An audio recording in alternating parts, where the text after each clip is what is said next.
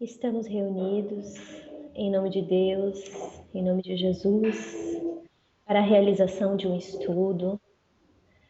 Este estudo que vai iluminar as nossas almas, iluminar as nossas mentes, iluminar-nos como um todo, para o conhecimento não só intelectual, mas para o conhecimento espiritual e integral do ser imortal que somos. Agradecemos essa oportunidade a todos os seres que conosco compartilham o dia a dia, que nos incentivam, que nos auxiliam e que, como nós, são também viajantes no tempo, aprendizes. Nós pedimos a Deus, aos nossos mentores espirituais, que com a graça de Deus e com a luz do Evangelho do Cristo, possam nos iluminar neste estudo de hoje, que possamos ter um acréscimo de misericórdia do Pai, com esclarecimento na nossa fé, no nosso amor, na nossa capacidade de entendimento. Convidamos a todos, aqueles que se interessam pelas obras da nossa querida Joana de Ângeles, que estudem conosco esse livro Plenitude, que nos auxilie no aprendizado e que nós possamos realizar este estudo com regularidade, com apreciação, com alegria e com muito amor. Que Jesus, nosso mestre querido, nosso amigo de todas as horas, possa nos abençoar e que possamos nestes momentos estarmos em sintonia com os ensinamentos da Joana, em sintonia e em paz.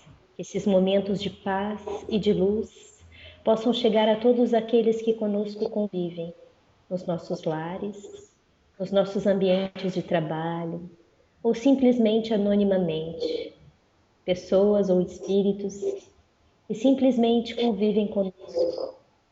A eles, todos os seres do universo, nós oferecemos este estudo. Muito obrigada, que assim seja. Que assim seja. Graças a Deus. Livro Plenitude, de Valdo Franco, pelo Espírito Joana de Ângeles. Prefácio, Plenitude. Filosofias pessimistas e doutrinas religiosas arbitrárias estabeleceram que a vida é sofrimento e que toda tentativa para a libertação dele resulta em malogro lamentável.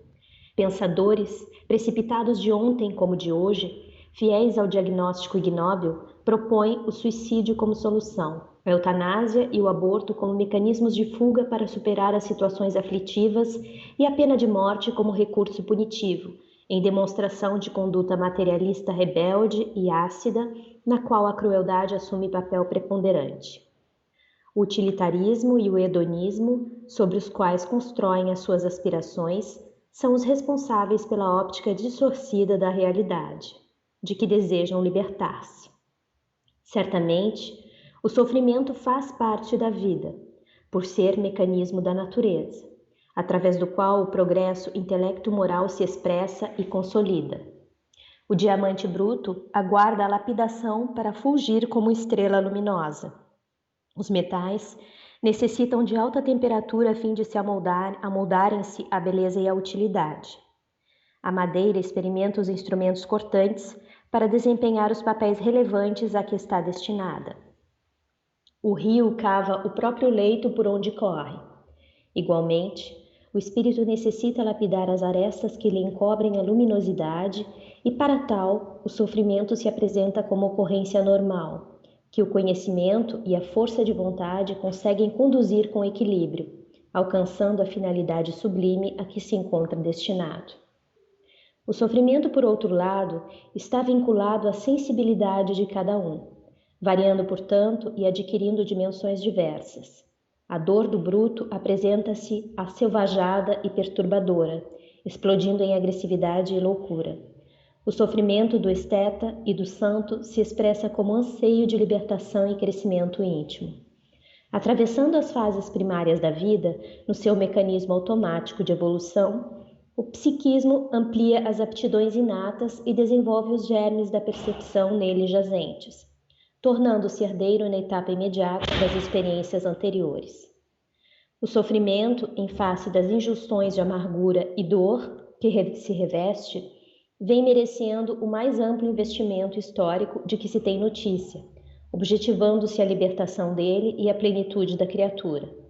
De Krishna Buda a Jesus Allan Kardec, a visão religiosa e filosófica sobre o sofrimento recebeu valiosas contribuições, que hoje, no esforço dos modernos cientistas da saúde holística, parecem alcançar um grau maior de entendimento do homem e do seu interrelacionamento com as forças vivas da natureza, refletidas na ecologia, ensejando uma compreensão maior da vida e de sua finalidade. Antecipando essa conduta odierna, o Espírito vem conclamando o homem para o respeito a Deus, a si mesmo, ao próximo, a todas as expressões vivas ou não que lhe constituem o ambiente em que está localizado, para aprender a ser feliz, assim adquirindo a sua plenitude. Considerando a problemática humana existente no próprio indivíduo, o desconhecimento de si mesmo e tendo em vista os urgentes fatores que desencadeiam o sofrimento, arrastando multidões à sandice, ao desalento, à alucinação, às fugas inglórias pelo suicídio e pelos vícios, resolvemos aprofundar estudos em torno dele, ora reunidos no presente livro, que trazemos ao conhecimento do prezado leitor, interessado na solução desse terrível flagelo responsável por incontáveis males para uns e bênçãos para outros, possibilitando aos últimos a ascensão e a glória.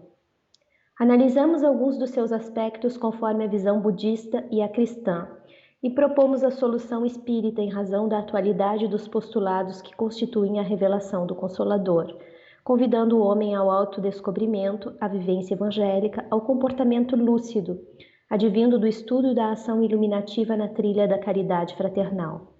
Confiamos que o nosso esforço irá contribuir para o esclarecimento dos nossos leitores, induzindo-os à aquisição da plenitude, em paz e saúde, inteiramente livres do sofrimento, construindo o amor como fonte viva de realização íntima e geral.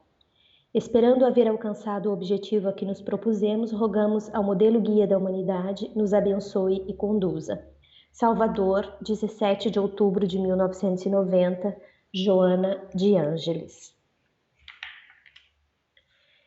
Senhor, ajuda-me a transitar da treva para a luz, da mentira para a verdade e da morte para a imortalidade. Upanishads. Sente-se sozinho em silêncio. Baixe a cabeça, feche os olhos, respire pausadamente e imagine que está contemplando o interior do seu coração. Transfira sua mente, seus pensamentos de seu corpo para seu coração. Quando expirar, diga: Senhor, tende piedade de mim. Gregório do Sinai, Mosteiro de Montes Athos, século XIV. Capítulo 1. Sofrimento. O homem empenha-se afanosamente para vencer o sofrimento, que se lhe apresenta como adversário soez. Nota: oportunamente fizemos um breve estudo sobre sofrimento em nosso livro mediúnico O Homem Integral, capítulo 8, itens Os Sofrimentos Humanos e Recursos para a Libertação dos Sofrimentos. Livraria Espírita Alvorada, editora. Nota da autora espiritual. Em todas as épocas, ele vem travando uma violenta batalha para eximir-se a dor, em contínuas tentativas infrutíferas nas quais exaure as forças, o ânimo e o equilíbrio, tombando depois em mais graves aflições. Passar incólume ao sofrimento é a grande meta que todos perseguem. Pelo menos, diminuir-lhe a intensidade ou acalmá-lo, de modo a poder fruir os prazeres da existência em incessantes variações. Imediatista, interessa-lhe o hoje, sem visão do porvir. Com efeito, o sofrimento tem sido considerado vingança ou castigo divino, portanto, credor de execração e ódio. Nas variadas mitologias, as figuras de deuses invejosos, quando despeitados, infligindo punições às criaturas e comprazendo-se ante as dores que presenciam, são a resposta ancestral para o sofrimento na Terra. Diversas escolas filosóficas e doutrinas religiosas, de alguma forma concordes com essas absurdas conceituações, estabeleceram métodos depuradores para a libertação do sofrimento, que vão desde as mais bárbaras flagelações, cilícios, holocaustos, promessas e oferendas, ao ascetismo mais exacerbado, procurando negar o mundo e odiá-lo, a fim de que com essas atitudes acalmarem e agradarem aos deuses ou a Deus. Paralelamente, o estoicismo, herdeiro de alguns comportamentos orientais, tentou imunizar o homem, estimulando-o a uma conduta de graves sacrifícios, que, sem embargo, é desencadeadora de sofrimento. Para liberar-se desse adversário, a criatura impõe-se outras formas de dor, que aceita racionalmente, por livre opção, não se dando conta do equívoco em que labora. A dor, porém, não é uma punição, antes revela-se um excelente mecanismo da vida a serviço da própria vida. Fenômeno de desgaste pelas alterações naturais da estrutura dos órgãos, à medida que a energia se altera, advém a deterioração do invólucro material que a ela vitaliza. Essa disjunção faz-se acompanhada pelas sensações desagradáveis da angústia, desequilíbrio e dor, conforme seja a área afetada no indivíduo. Desse modo, é inevitável a ocorrência do sofrimento, na Terra e nas áreas vibratórias que circundam o planeta, nas quais se movimentam os seus habitantes. Ele faz parte da etapa evolutiva do orbe e de todos quantos aqui estagiam, rumando para planos mais elevados. Na variada gênese do sofrimento, todo esforço para mitigá-lo, sem a remoção das causas, não logrará senão paliativos adiamentos. Mesmo quando alguma injunção premia o enfermo com uma súbita liberação, se a terapia não alcançou as razões que o desencadeiam, ele transitará para uma outra problemática sem conseguir a saúde real. Isso porque em todo o processo degenerativo ou de aflição, o espírito em si mesmo é sempre o responsável, consciente ou não. E naturalmente, só quando ele se resolve pela harmonia interior, opera-se-lhe a conquista da paz. Em tal situação, mesmo ocorrendo os processos transformadores da ação biológica, o sofrimento disso decorrente não afeta a emoção, nem se transforma em causa de danos. À semelhança de outros automatismos fisiológicos, a consciência não lhe registra a manifestação. O sofrimento, portanto, pode e deve ser considerado uma doença da alma, que ainda se atém às sensações e opta pelas direções e ações que produzem desequilíbrio. Nessa fase dos interesses imediatos, todo um emaranhado de paixões primitivas propele o ser na direção do gozo sem a ética necessária ou o sentimento de superior eleição, e o atira nos cipoais dos conflitos que geram a desarmonia das defesas orgânicas, as quais cedem à invasão de micróbios e vírus que se lhe destroem a imunidade, instalando-se insaciáveis devoradores. Da mesma forma, os equipamentos mentais hipersensíveis desajustam-se, abrindo campo à instalação das alienações, das obsessões cruéis. Por extensão, pode-se dizer que o sofrimento não é imposto por Deus, constituindo-se eleição de cada criatura, mesmo porque a sua intensidade e duração estão em razão direta da estrutura evolutiva, das resistências morais, características do seu estágio espiritual. É a sensibilidade emocional que filtra a dor e a exterioriza. Com ela reduzida, é a sensibilidade emocional que filtra a dor e a exterioriza. Com ela reduzida, as agressões de toda ordem recebem resposta de violência e agressividade. Nas faixas mais primitivas da evolução, os fenômenos de dor, desgaste, envelhecimento e morte, porque quando destituídos os seres de raciocínio e emotividade, que ainda se lhes encontram em germe, seguem uma linha direcional automatista, na qual as exceções atestam o trânsito da essência psíquica para estágios mais elevados. Decorre disso que o sofrimento é maior nas áreas moral e emocional, que somente se encontram nos portadores de mais alto grau de evolução, de sensibilidade, de amor, capazes de ultrapassar tais condições, sobrepondo-lhes mediante o controle de que fazem possuidores, diluindo na esperança, na ternura e na certeza da vitória as injunções aflitivas. Fugir Escamotear, anestesiar o sofrimento são métodos ineficazes, mecanismos de alienação que postergam a realidade, somando-se sempre com a sobrecarga das complicações decorrentes do tempo perdido. Pelo contrário, uma atitude corajosa de examiná-lo e enfrentá-lo representa valioso recurso de lucidez com efeito terapêutico propiciador de paz. As ações de ira, violência e rebeldia ao sofrimento mais o ampliam, pelo desencadear de novas desarmonias em áreas que não são afetadas, antes não afetadas. A resignação dinâmica, isto é, a aceitação do problema como uma atitude corajosa de o enfrentar e remover-lhe a causa, representa avançado passo para sua solução. É de insuspeitável significação positiva o equilíbrio mental e moral diante do sofrimento, o que se consegue por meio do treinamento pela meditação, pela oração que deflui do conhecimento que ilumina a consciência, orientando-a corretamente. Conhecer-se na condição de espírito imortal em processo evolutivo mediante as experiências reencarnatórias representa para o homem alta aquisição de valores para compreender, considerar e vencer o sofrimento, que faz parte do modus operandi de todos os seres.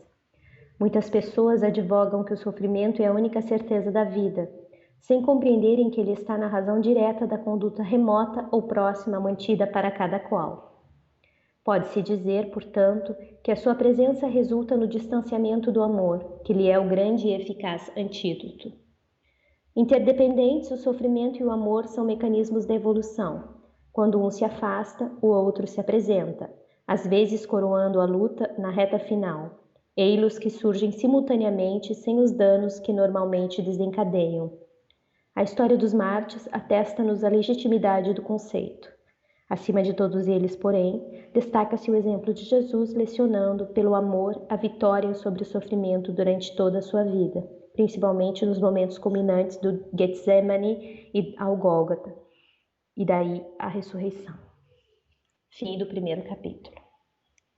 Então, esse livro, né, ele faz um tratamento, né, a Joana nesse livro trata sobre o sofrimento, né, na ótica budista e na ótica cristã, como ela diz no prefácio, né. Então, nesse primeiro capítulo, né, fala genericamente sobre o sofrimento. E é interessante as duas citações que tem no início, né, que é uma de Upanishad e a outra do Gregório de Sinai, que falam, né, sobre a súplica, né? A primeira, Senhor, ajuda-me a transitar da treva para a luz, da mentira para a verdade e da morte para a imortalidade, né? Quer dizer, uma consciência, né, desse caminho a percorrer. E a segunda é sobre a meditação, né? Sente-se sozinho em silêncio, baixe a cabeça, feche os olhos, respire pausadamente e imagine que está contemplando o interior do seu coração. Transfira sua mente, seus pensamentos de seu corpo para seu coração e quando expirar, diga, Senhor, tende piedade de mim. Então, que ótimo exercício esse de meditação, né? Transferir a mente para o coração e então, né, fazer um exercício de contemplação, né, um pensamento dirigido, né, e um exercício de respiração, certo? Isso já no século XIV, né? Sobre o capítulo 1, né? Então, ela começa falando sobre o papel do sofrimento, né? Que o homem tenta, de todas as formas, vencer o sofrimento, que o sofrimento se apresenta a ele como sendo um adversário, né? Fala das diversas mitologias, né, que apresentam o sofrimento, né, de forma odiosa, onde ensinam todos a negá-lo, né, ou a odiá-lo, ou a usar métodos exteriores para acalmar o sofrimento, né, para acalmar os deuses, acalmar a Deus e o sofrimento. De outra parte, ela também fala no estoicismo, né, que seriam os sacrifícios voluntários, que seria uma conduta mais rigorosa que desencadearia o sofrimento através dos sacrifícios voluntários, que imunizaria o homem a certos tipos de sofrimento, mas que, de outro lado, desencadearia esses sofrimentos pela conduta rígida, né? E a gente vê que tem algumas religiões que pregam essa conduta como uma forma de contenção, né? Em alguns casos isso ainda é bem presente, né? Uhum. Então, nesse caso, ela fala que para a criatura se libertar do sofrimento, ela se impõe outras formas causadoras de dor, né? Que seriam aceitas racionalmente, mas que também trariam a contenção, a dor pela rigidez da imposição, né? Outra coisa que é interessante seria o fenômeno de desgaste, né? O envelhecimento, né? A progressão, né? Do nascimento, desde o nascimento, que seria também uma forma de sofrimento, de trazer sofrimento, né? Um sofrimento natural devido ao desgaste orgânico das células, ao desgaste devido a nossa vida material, né? E que dessa forma é inevitável esse sofrimento, que é inevitável quando, a partir do momento que nós nascemos e nós revestimos um corpo físico, é inevitável que esse corpo se desgaste e que nós tenhamos as consequências desse desgaste natural. Então, muitas pessoas buscam aquela juventude eterna, né? O eterno rejuvenescimento, a eterna aparência física em bom estado e o eterno a supressão desse sofrimento através dos recursos para manter a forma física, né? Seria também uma forma de ilusão, né? Então, ela fala aqui nesse ponto que mesmo que alguma instituição punir o enfermo com uma suboperação, se a terapia não alcançou as razões que o desencadeiam, ele transitará de uma para outra problemática sem conseguir a saúde real. Quer dizer, né, esse sofrimento tem que se buscar a causa real, e não apenas a manifestação aparente dele, né? Então, que seria todo o processo degenerativo, né? Seria natural à nossa forma física, né? E nós podemos nos libertar do sofrimento quando a gente reage a esse degeneramento, esse processo degenerativo com harmonia interior, né? Paz e com aceitação. Então, quando a gente está nessa situação, então esse sofrimento, esse processo degenerativo já não causa tanto esse sofrimento, já não afeta mais a emoção, que seria percebido como um automatismo fisiológico, como todos os outros que nós já temos aceito na nossa vida diária, né? Então, ela define nesse ponto que o sofrimento é uma doença da alma, ou seja, o sofrimento, como ela disse no prefácio, ligado à percepção que se tem, sentimento que se tem, a emoção que se tem ligado a ele, né? Então, nós podemos optar pelas direções que conduzem ao desequilíbrio ou as direções que conduzem à ação e ao equilíbrio. Permanecendo nas fases das paixões primitivas, a gente vai estar sempre encarando o sofrimento. Então, esse sofrimento, né, em decorrência do processo degenerativo natural, né, ele está ligado também à percepção da pessoa, né? Porque a partir do momento que a pessoa aceita isso como um processo natural, isso deixa de causar dor, né? Acaba sendo incorporado como algo natural. Então, ela diz que o sofrimento deve ser considerado como uma doença da alma. Depende muito, né, da sensibilidade emocional da pessoa, do indivíduo, né? Que é essa sensibilidade emocional que vai filtrar esse sofrimento, filtrar essa dor e vai dar importância devida ou exagerada a essa dor. Mas que quando nós estamos na fase dos interesses imediatos, né, das paixões primitivas, né, tudo que gere processo degenerativo natural, desgaste orgânico, né, vai ter uma dimensão exagerada pelo indivíduo, né, e vai causar ainda mais dor, né? Que já não acontece quando a pessoa já tem uma sensibilidade emocional mais elevada, né? Quando ela já saiu das fases mais primitivas da evolução, né? Quando nós estagiamos nas faixas mais primitivas da evolução, os fenômenos de dor, de desgaste, envelhecimento e morte, porque quase destituídos os seres de raciocínio, passam como processo natural. A partir do momento que nós começamos a ter a evolução mais emocional, a gente começa a se dar mais conta do sofrimento, da dor ocasionada pelo sofrimento. E ela fala nesse sentido que o sofrimento é maior nas áreas moral e emocional, né? Que somente se encontram nos portadores de mais alto grau de evolução, ou seja, aqueles que já conseguem, né, ter um discernimento na emoção e na evolução para sofrimento, né? Mas que também fugir, escamotear, anestesiar o sofrimento não adianta nada, né? Porque é uma ilusão, além de ser uma ilusão, ainda existem a sobrecarga, as complicações decorrentes do tempo perdido, né? Que a atitude correta seria a atitude de examinar esse sofrimento, né? E tentar, com lucidez, com autoconhecimento, poder avaliar e resolver esse sofrimento, trabalhar na raiz e nas consequências. Que as reações de ira, violência e rebeldia, né, não adiantam nada, porque só trazem mais desarmonia e, por consequência, mais sofrimento, né? Talvez em áreas que antes não tivessem sido afetadas, né? Ela fala na resignação dinâmica, ou seja, a aceitação do problema, uma atitude corajosa para o enfrentamento, né?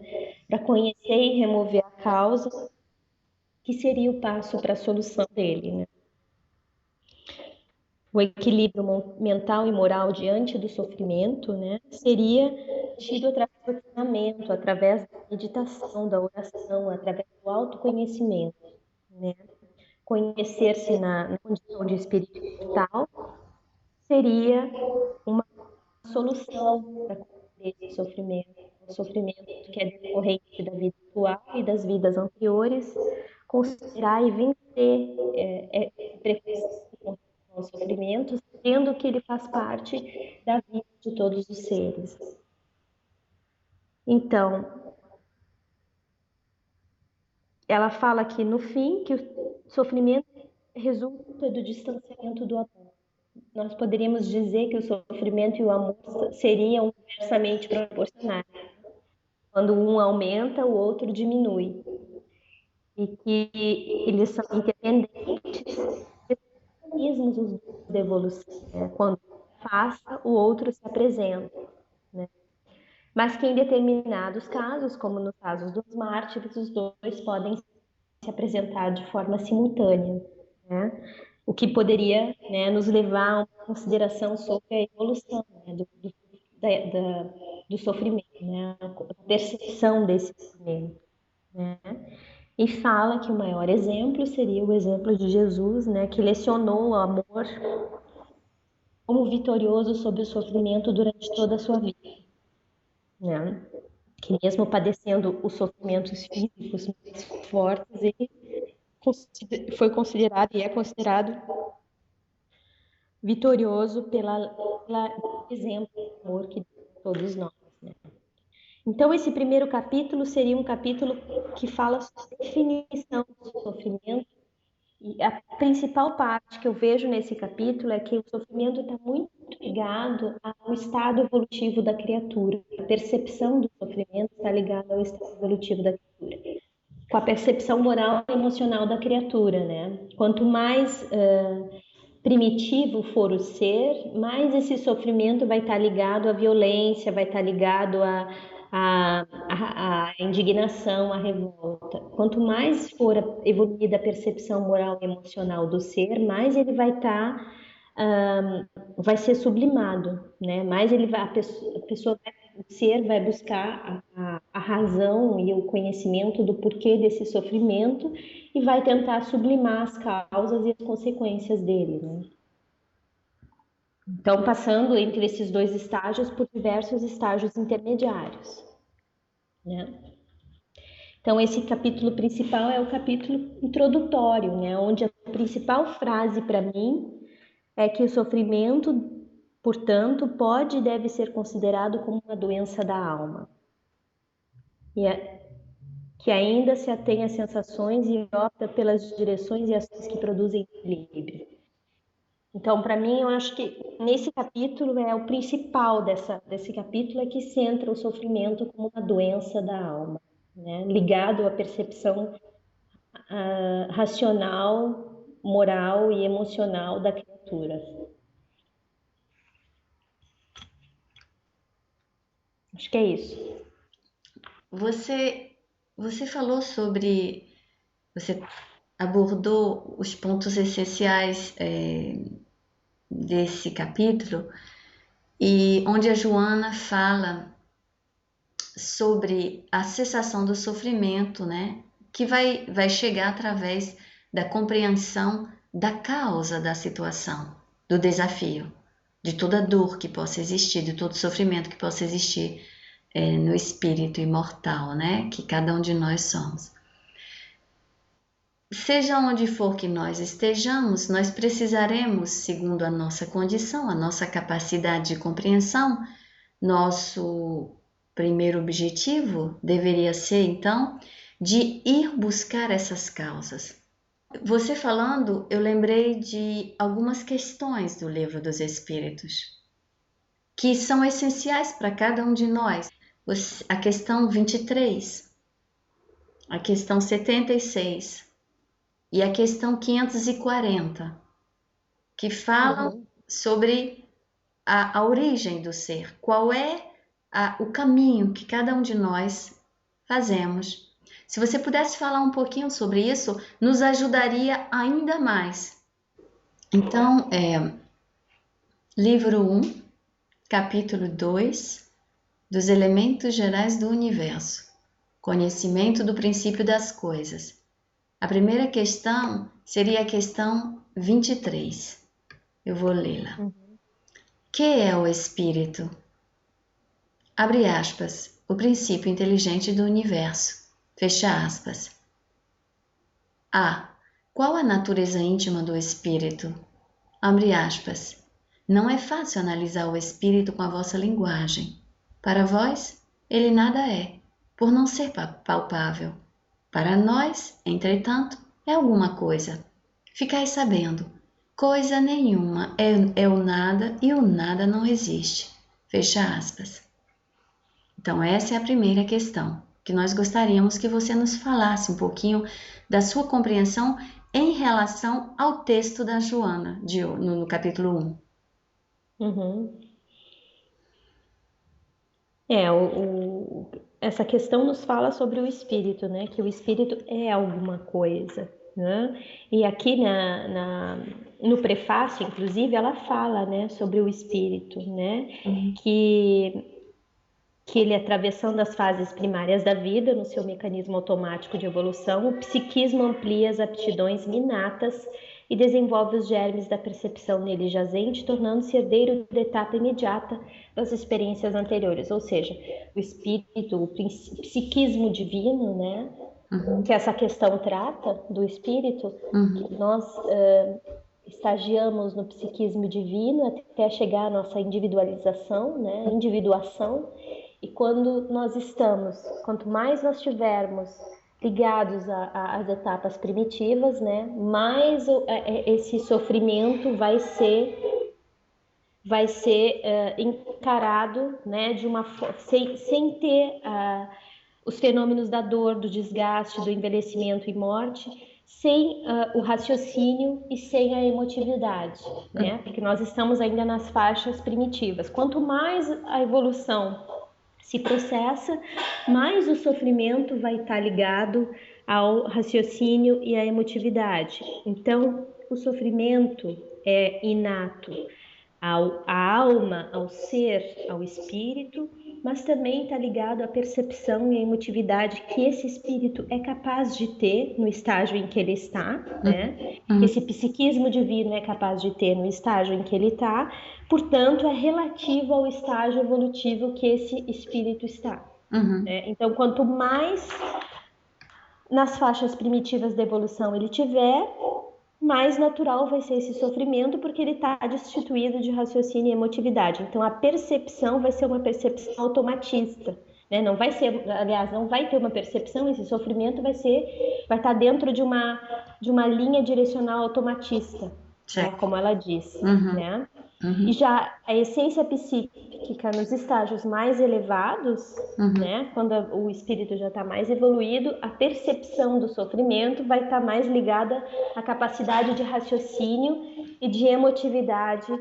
Então, esse espírito, portanto, vai ser associado, né, à dor, vai ser associado ao grau de sensibilidade, de evolução da percepção que vai ter esse espírito com relação a esse sofrimento, passando, né, em diversos estágios, né, até o estágio onde o espírito, como ela fala aqui dos mártires, né, que podem ter o sofrimento e o amor, né, no mesmo, a percepção do sofrimento e do amor no mesmo grau de evolução, no mesmo grau de emotividade, e que sem os danos que causam esse sofrimento, a emoção. Eu vou ler a questão 76, mas para que a gente possa fazer um paralelo entre essas duas questões. Então, nós lemos a primeira questão, iremos agora ler a segunda, que está no livro 2, deixa eu verificar aqui. Então, a 76 é parte segunda, livro 2, do mundo espírita ou mundo dos espíritos, capítulo 1, dos espíritos, origem e natureza dos espíritos, e a questão é a 76. Que definição se pode dar dos espíritos? Abre aspas. Pode dizer-se que os espíritos são os seres inteligentes da criação, povoam o universo fora do mundo material. Fecha aspas. Nota de rodapé. A palavra espírito é empregada aqui para designar as individualidades dos seres extracorpóreos e não mais o elemento inteligente do universo. Então, nesse caso, já está definindo o espírito como ser individual, né? E já passou do psiquismo divino, né? Das fases primárias da criação, das fases mais primitivas, para a individuação, né? Então, já está falando aí no reino hominal, né? Já está falando aí do espírito, então, que já entrou, que já saiu das fases anteriores e já entrou no reino hominal, já é um psiquismo divino individuado, né? Como queira. Então, nesse caso, o sofrimento, né, já vai estar ligado à percepção moral e emocional que já se encontra desenvolvida, né? No primeiro caso não existia, era embrionária e seguia uma linha direcional automatista, né? Onde a essência psíquica era herdeira de um estágio imediatamente anterior, né? Onde o psiquismo divino estava estagiando nos estados mais primitivos. Agora, nesse caso, não. Nesse caso, já está o espírito imortal já está individualizado. E nesse caso, o sofrimento é relacionado, a percepção do sofrimento está diretamente relacionada com a capacidade moral e emocional desse indivíduo, né, desse ser imortal, né? Então seriam essas vamos dizer assim, os limites que ela coloca da percepção do sentimento aqui nesse capítulo.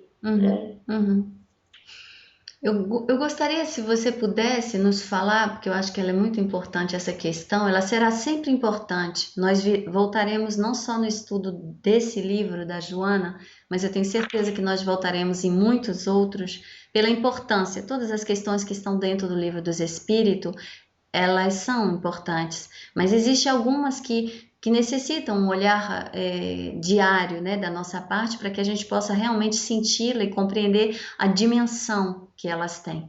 Eu gostaria que você falasse, na continuidade do que você desenvolveu agora, é a questão 560. Se você permitir, eu vou lê-la. e Uhum. que você possa continuar em relação ao que é dito lá. Questão 560. Tem atribuições especiais cada espírito? Abre aspas. Todos temos que habitar em toda parte e adquirir o conhecimento de todas as coisas, presidindo sucessivamente ao que se efetua em todos os pontos do universo. Mas, como diz o Eclesiastes, há tempo para tudo. Assim, tal espírito cumpre hoje neste mundo seu destino, tal outro cumprirá ou já cumpriu o seu em época diversa na terra, na água, no ar e etc. Uhum.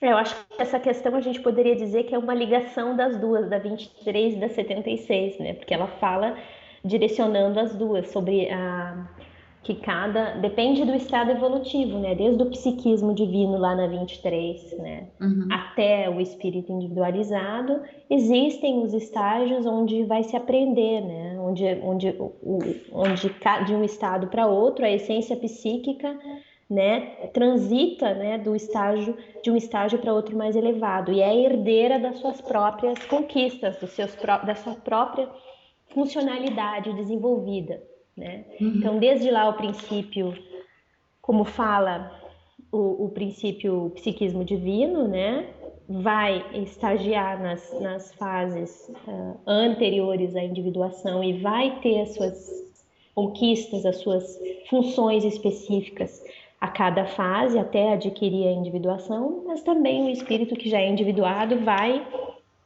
também de etapa a etapa pelas diversas posições reencarnatórias ou no espaço que ele vai desempenhar, vai também desenvolver as experiências que vão, né, ter funções específicas para desenvolver o conhecimento, desenvolver a moral, desenvolver a intuição. Então vamos lá. Então essa questão 560 está relacionada com as duas, com a 23 e com a 76, Uhum. tanto com o psiquismo divino que está em tudo, né, uma das forças do universo, como esse psiquismo divino já individuado em um ser. Uhum. Então, para mim, ela se relaciona.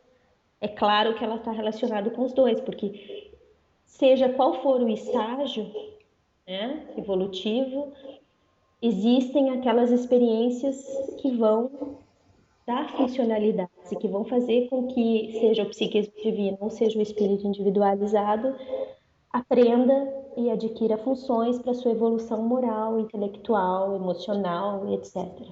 Né? Fazendo parte da natureza como um todo, né? Se encadeando nas leis naturais como um todo. Eu vou dar um exemplo, e os exemplos sempre nos ajudam, né, a visualizar um pouco mais, com mais clareza, e já é bem claro o que você diz. Então, por exemplo, Jesus é nosso maior modelo em tudo que já houve na Terra, que foi feito e que foi deixado para o nosso conhecimento, né, para a nossa autoiluminação. Mas existem outros missionários que passaram e que estão passando pela Terra, também deixando seus exemplos e nos mostrando a cada um sua condição e através dos seus atos nos ensinando, como o próprio Cristo, né, o mestre dos mestres nos ensinou. Eu vou pegar o exemplo de Francisco de Assis. Acho que Francisco de Assis é um espírito muito ligado a Joana de Ângeles. Nós sabemos que Joana faz parte dessa falange. Então, eu vou pegar o exemplo de Francisco de Assis. Uma das partes mais lindas da vida de Francisco de Assis é exatamente os exemplos dele, essa capacidade que ele tinha de compreender o que era o princípio inteligente, de sentir, de ver e de vivenciar isso diariamente. Quer dizer, quando ele orava ou quando ele falava, ele dizia a irmã água, o irmão sol, os animais, meus irmãos, os animais, tudo e todos os seres que existiam em torno dele, para ele eram irmãos exatamente como o pai e a mãe dele e todos os seres em torno dele. Você poderia nos falar desse exemplo em função das três questões que nós começamos que você já desenvolveu? Eu acho que esse é um exemplo ótimo. É que, na verdade, a gente tem mania de compartimentar as coisas e achar que uma coisa existe compartimentada da outra, né? E, na verdade, não. Na verdade, as coisas existem simultaneamente, né? a partir do momento que existe a definição que a gente tem que existe no universo Deus, né, o princípio inteligente, o psiquismo divino e a matéria, a gente sabe que essas coisas existem em todos os lugares, né?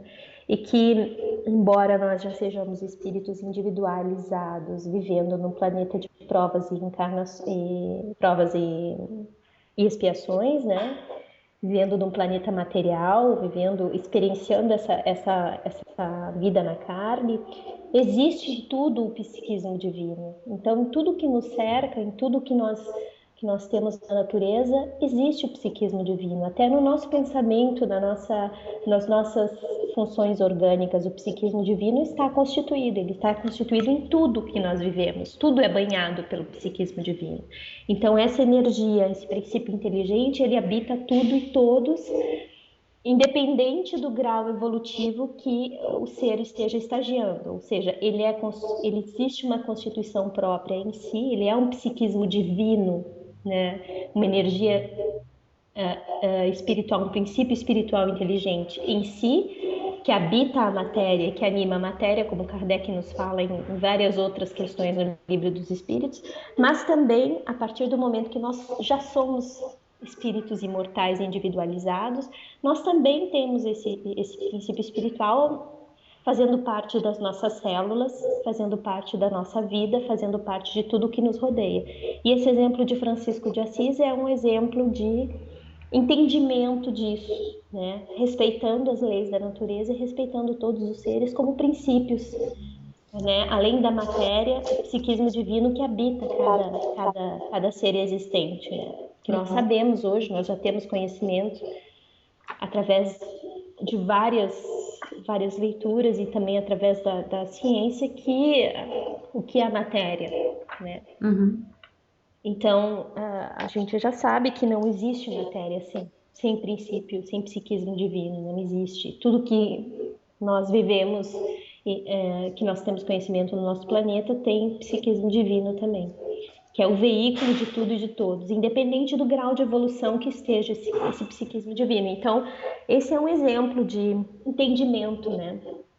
Um outro exemplo de entendimento que a gente tem foi o Dr. Bach nos seus florais, também que tinha um entendimento muito forte sobre o psiquismo divino, certamente com outro nome, com outra expressão, mas que conseguiu, né, interpretar muito bem o psiquismo divino existente nas plantas, existente nas raízes, existentes nos seres vivos, e que disso também trouxe vários benefícios, né?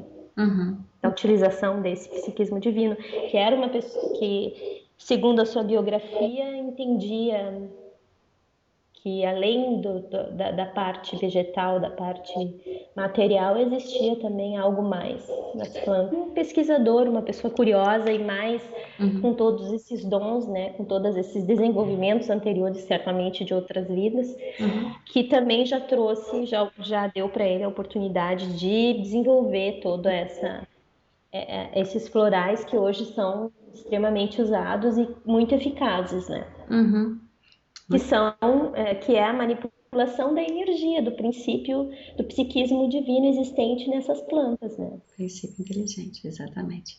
Princípio inteligente, Então eu acho assim que, embora a gente tenha esse mecanismo da razão de compartimentar as coisas, a gente não pode compartimentar, porque tudo existe simultaneamente, né? Então a gente já sabe hoje que mesmo através do nosso pensamento, através das nossas atitudes, nós estamos manipulando energias, estamos manipulando o psiquismo divino também. Nossas criações mentais, emocionais também também dão origem à manipulação do psiquismo divino e também tem uma responsabilidade direta, né? Trazendo para o assunto, também são causas de sofrimento ou causas de alegria, Enquanto eu estou ouvindo você, eu pensei muito num texto, se você me permitir. Nós não saímos do primeiro capítulo do livro Plenitude, da Joana de Ângeles, ao contrário, estamos buscando dentro da codificação, né, textos que possam nos confirmar e mostrar que este espírito Joana de Ângeles traz efetivamente esta compreensão profunda, mas sempre baseada, sempre tendo como base Kardec e a codificação, né, que é muito importante. Então, eu gostaria de ler, se você me permitir, um pequeno trecho do capítulo do Evangelho segundo o Espiritismo, capítulo 11, Instruções dos Espíritos à Lei do Amor. É o início, número 8. O amor resume a doutrina de Jesus toda inteira, visto que esse é o sentimento por excelência, e os sentimentos são os instintos elevados à altura do progresso feito. Em sua origem, o homem só tem sensações. Quando instruído e depurado, tem sentimentos. E o ponto delicado do sentimento é o amor, não o amor no sentido vulgar do termo, mas esse sol interior que condensa e reúne em seu ardente foco todas as aspirações e todas as revelações sobre-humanas. Você vê isso? Ele fala das duas questões, né? Porque quando ele fala da fase inicial, é o que ela está falando aqui, atravessando as fases primárias da vida, ou seja, o psiquismo divino, lá na questão 23.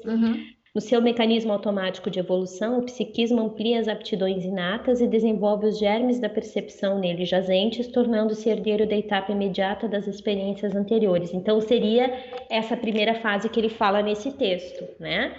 E depois, à medida que o ser evolui, né? Ou seja, se torna um ser individualizado, a área moral e emocional, né, onde os seres se encontram, né, que são desenvolvidas já nos seres de mais alto grau de evolução, de sensibilidade, de amor, capazes de ultrapassar tais condições, sobrepondo-se-lhes mediante o controle que se fazem possuidores, diluindo na esperança, na ternura e na certeza a vitória das injunções aflitivas.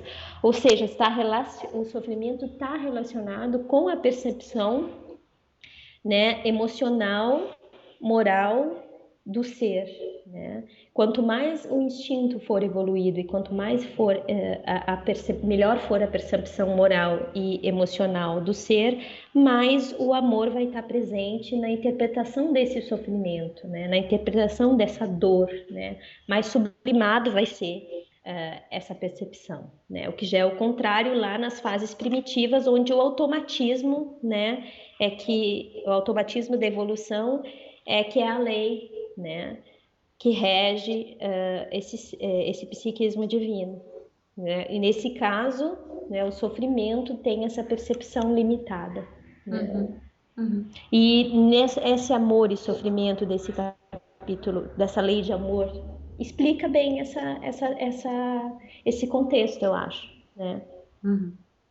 Exatamente. Muito obrigada. Explica bem. Aqui ela fala que são interdependentes, o sofrimento e o amor são mecanismos da evolução, né? Quando um se afasta, o outro se apresenta, mas ainda quando nós estamos nesses estágios nesses estágios de evolução, onde a gente ainda não tem o moral, o emocional, o sentimento desenvolvido, quando a gente ainda está mais ligado aos instintos, né? Mesmo na nossa fase individual, eu acho, né, de individuação, mesmo quando nós somos já espíritos imortais, mas que nós estamos ainda naquela fase evolutiva mais precária, mais primária, né? Onde regem os instintos, a emotividade sem a emoção sem a sublimação do sentimento, né? Certo. E que ela fala aqui, né, que nesse tipo, né, os fenômenos de dor, de desgaste, né, as pessoas procuram escamotear, anestesiar com métodos ineficazes, né, ou as pessoas estão muito relacionadas muito com o sofrimento decorrente dos processos de desgaste orgânico, né? E que a sensibilidade emocional que filtra a dor é a sensibilidade emocional que filtra a dor e a exterioriza, né? Ou seja, o sofrimento está realmente ligado à percepção do sofrimento está realmente ligada à área emocional, evolutiva, né? Emocional e de sentimento moral também da criatura. Ok. Esse capítulo explica bem essa relação do amor e do sofrimento.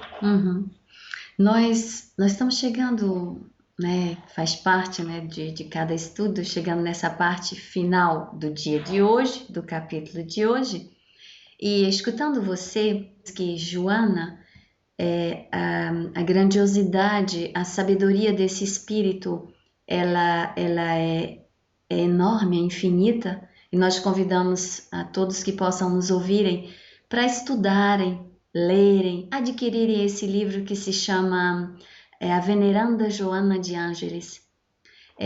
Esse livro é formidável, é maravilhoso, porque Joana nos permite conhecê-la através da trajetória de muitas vidas e como ela, este espírito tão bendito, né? Como este espírito foi evoluindo, como em cada vida, cada existência corporal foi adquirindo tanta sabedoria. E Joana, nesse livro Plenitude, nós sabemos que, por sua grande sabedoria, ela soube ir buscar os profundos ensinamentos do budismo, a grandiosidade dessa filosofia que se chama budismo. Ouvindo você, eu gostaria que você pudesse finalizar o seu estudo de hoje com duas referências que eu vou fazer sobre o budismo. Um pequeno resumo do que você sente. E, certamente, na continuidade dos capítulos que virão, você terá a oportunidade de desenvolver com muito mais amplitude. Um dos grandes ensinamentos do budismo, a dor, ela pode ser inevitável, mas o sofrimento é opcional, será sempre opcional. Esse é um dos primeiros ensinamentos budistas. A gente vai compreender profundamente essa realidade e é através dela que nós chegaremos à cessação do sofrimento. E o segundo que eu gostaria de falar hoje, que eu gostaria que você fizesse um comentário, mas certamente nós continuaremos esse estudo, é sobre o que significa dentro do budismo a palavra karma. Nós não encontraremos a palavra karma dentro da doutrina espírita, dentro da codificação, mas com outras palavras nós falamos da mesma coisa, porque dentro do budismo, quer dizer, dentro do sânscrito, da língua, né, karma quer dizer energia, né? Então, como é que você, em relação a tudo que falamos hoje, em relação ao estudo de hoje, ao capítulo, como é que essas duas dinâmicas entram no seu entendimento? Bom, eu acho que dá para resumir essas duas dinâmicas nesse capítulo que a gente leu, porque a Joana refere-se a essas duas dinâmicas várias vezes no prefácio, né? Então, a primeira, a dor pode ser inevitável, mas o sofrimento é opcional, estaria ligado a essa percepção do sofrimento, né? Que seria aqui, né? O sofrimento pode e deve ser considerado como uma doença da alma, ou seja, está ligado à percepção do psiquismo divino ou do espírito individualizado com relação a esse sofrimento, né?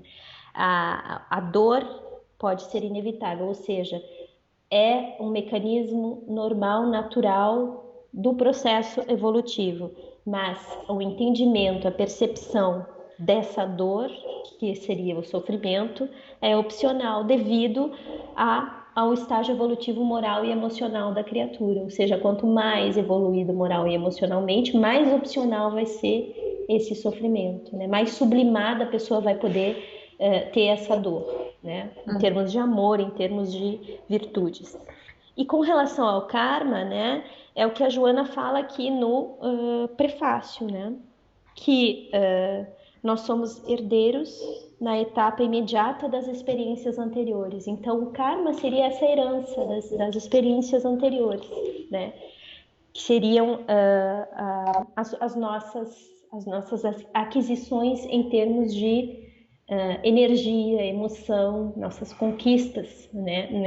De uma etapa evolutiva a outra, né? Seria a nossa energia, a nossa herança que a gente traz, né? Dos conhecimentos já vivenciados em outras experiências. Acho que seria isso. Ok, então muito obrigada, Ariane. Muito obrigada por esses momentos de estudos. Então, nós agradecemos a todos os seres que nos escutam, a todos aqueles que participam de uma forma ou de outra do nosso estudo. Nós agradecemos a Joana de Ângeles e a todos aqueles que com ela trabalham nessas obras, nesses estudos.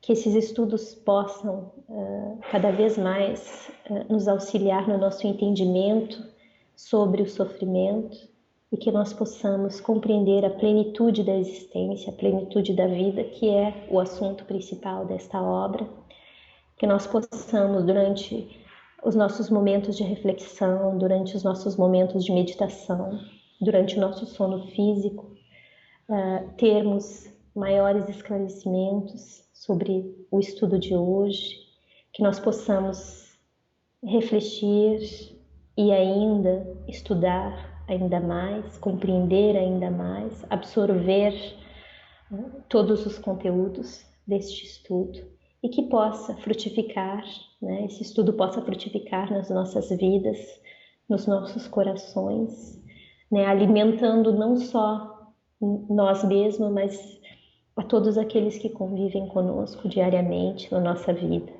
que nós possamos continuar nas nossas vidas diárias com alegria, com esperança, com amor, colocando em prática aquilo que aprendemos, que estudamos ou que somos candidatos ao aprendizado.